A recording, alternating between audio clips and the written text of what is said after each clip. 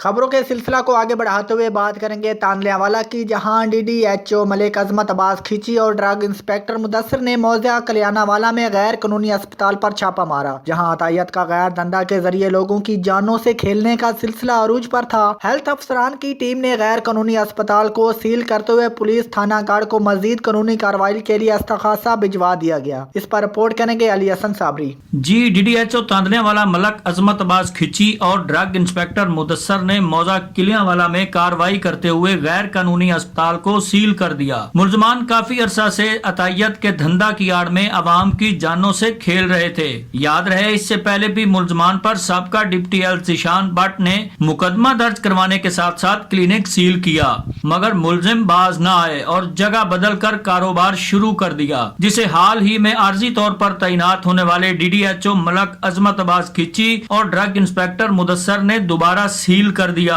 यहाँ एक बात काबिले जिक्र है कि जिस क्वालिफाइड डॉक्टर का नाम इस्तेमाल करके अस्पताल चलाया जा रहा था, उस डॉक्टर ने इससे लाइल्मी का इजहार किया, जिसके बाद कार्रवाई अमल में लाते हुए अस्पताल को सील, जबकि अताई मुलजमान के खिलाफ मुकदमे के इंदराज के लिए इस्तगासा पुलिस थाना गार्ड को भिजवा दिया गया है। जी।